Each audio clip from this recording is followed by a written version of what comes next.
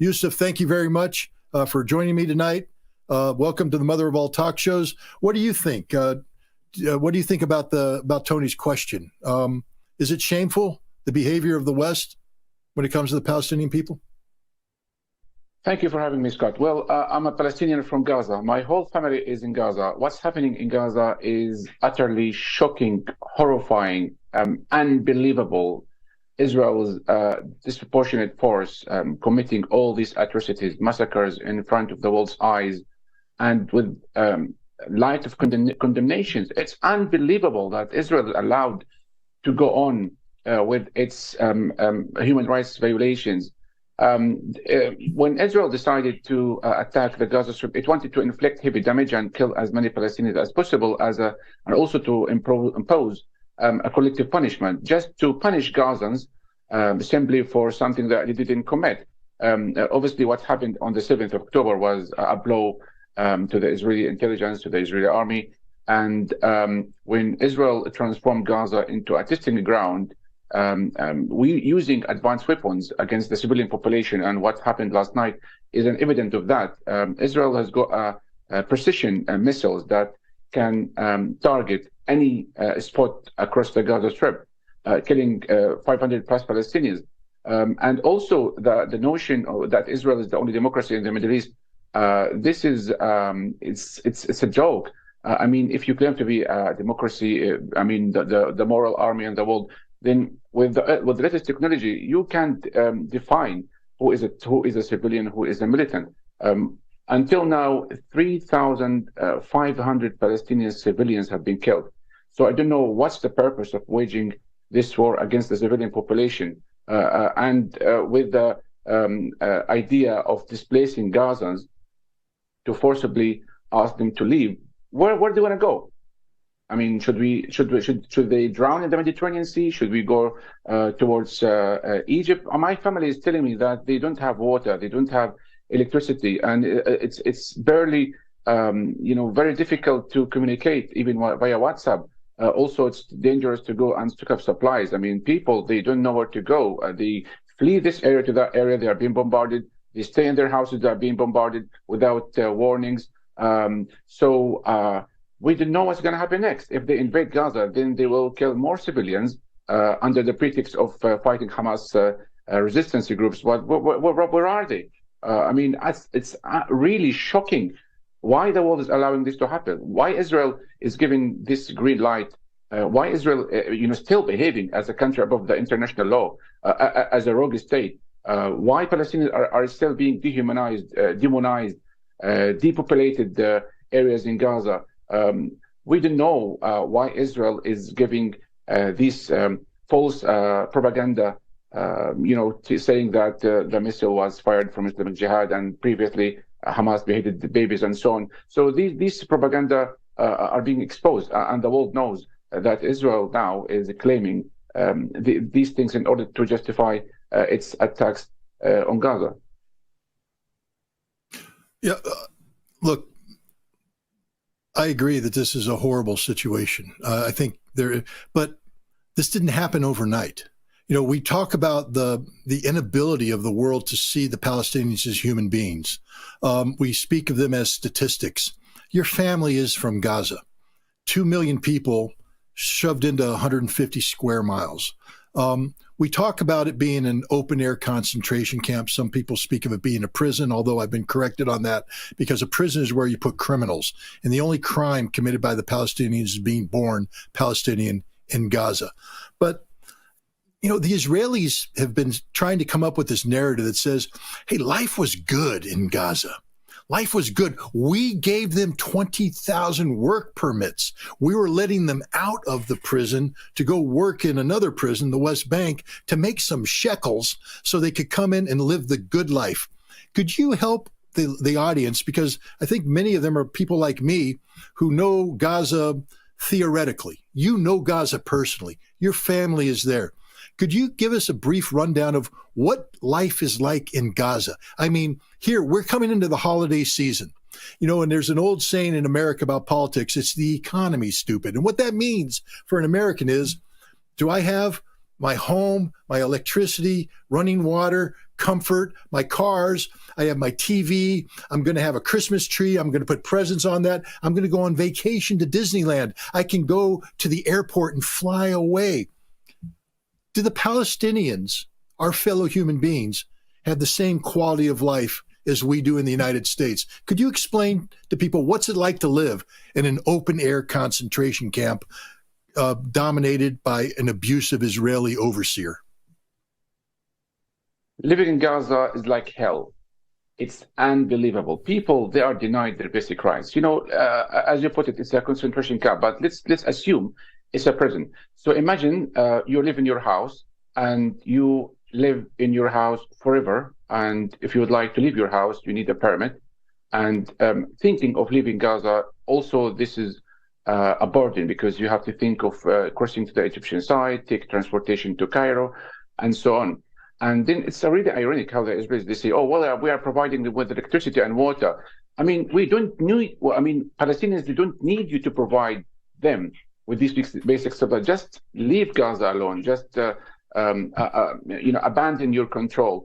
And then Palestinians can take care of themselves. Palestinians are not beggars who rely on humanitarian aid assistance. Just, admit that you're still in control of Gaza's airspace, territorial waters, and border crossings. I was in Gaza last month, Scott, and believe me, 90% of people there, they don't feel they are alive. In some cases of, young people committed suicide due to lack of, jobs, and poverty is very high. The rate is very high. Unemployment rate is very high. They only have the Mediterranean Sea along the Gaza's 40-kilometer. Some people in Gaza, they didn't even see a plane or a train in their lives. Can you imagine? They only are allowed to live in Gaza, and they are not allowed to go and visit the West Bank or go to Jerusalem, whether they are Christians or Muslims, because they need also permits. So as soon as you enter Gaza, you feel that you are in a prison. Honestly, whenever I go to Gaza, I feel this atmosphere. Because you know that you are being watched, you are being monitored and controlled by the drones, Israeli drones above your head. You know that you cannot go beyond that fence, and you know that if you even take a boat trip on the sea, if you exceed 10 miles, then you will be shot at. If you go towards the eastern border, you'll be shot at. If you go towards the Egyptian side, it's very complicated. So it's a bigger prison. Life is miserable. Only 5% of people, they enjoy the luxury places. I documented my trip recently. There are nice places there, cafes, restaurants, malls, resorts. But the vast majority, they are really, really suffering. Graduates, they don't have jobs. There is no vision of a future. You cannot plan for the future because each time and then Israel bombs Gaza. So if you build a project, if you build an apartment, a house, it will be bombed. You cannot plan for the future. So many things are really missing in Gaza. So many people in Gaza, especially young people, children, they did not enjoy their childhoods. Those who were born like 16 years ago, they experienced 5 wars in their age time. Can you imagine? Like, what kind of, childhood is that? You are denied your childhood. There are many things are missing. Israel controls what goes in, what goes out, and allowing those 20,000 Palestinian workers to go inside Israel. It's pity. Just leave Palestinians alone, and they can take care of themselves. So why they just, give you? It's like they are making us favors by providing water, by providing electricity, and so on and that. So life is miserable. This is in short. But it's not just that life is miserable. Again, just to bring up, because what I'm trying to do here is to humanize the Palestinians. I moved to the town that I live in New York because of the quality education system. We came here because we wanted to give our children a great education, because the education is the foundation upon which they're going to go forward and live their lives. But the education requires a stable home, requires a stable community. It's part of a community effort. In Gaza today, it's a population of over 2 million.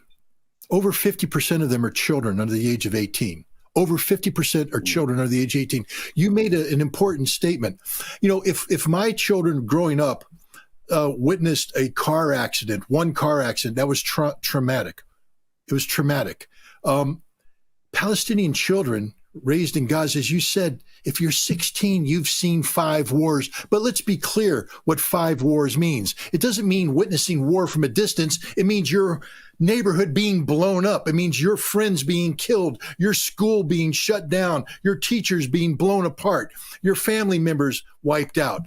This is not stability. This is instability. This creates the most unstable foundation upon which to transform from childhood to adulthood. Earlier, caller talked about, the Arabs and radicalization. If you want to define a pressure cooker in which you will create radicalization, in which you will create hatred, take a child, deny them the normalcy of a normal childhood, subject them to 5 wars in their backyard where they watch their friends, their family, their colleagues, neighbors murdered by the Israelis, and then ask yourself, what did it take to make a Hamas fighter leave Gaza, go into Israel on October 7th, and do what he did? It didn't happen in a vacuum. It happened because of the conditions that Israel created. But I'm not justifying terrorism. What I'm trying to do is bring humanity to these children who are dying today. We need not just to give them names. We need to give them identities. We need to have people understand what is happening in Gaza, because only by understanding that, transforming the numbers from figures to humans, will we be able to sustain the pressure that's being put on Israel today by global demonstrations. The world today is rejecting the Israeli vision. But will they forget this in a week? Will they forget this in a month? How do we get the world to never forget about the Palestinian child who is being murdered as we speak by the Israelis with the support of the United Kingdom, with the support of the United States? I apologize for the emotion, but this is a difficult topic, and I don't think it gets the attention it deserves. Well, the suffering has become part of Palestinians' daily life. Those people who don't have dreams. Do you remember during the March of Return 2 years ago, nearly, when young people were marching along the border, and when they are met with live bullets, over 300 people, most of them young people, including paramedics, disabled people, were shot at. Those people, they were expressing their anger, their frustration, that they do want to see their grandparents' towns and villages in historic Palestine. And they know that only this metal fence that prevents them from going there. And they were marching peacefully. So Israel, even if you are marching peacefully, then you are a target. Israel is provoked by nonviolent resistance, by peaceful demonstrations.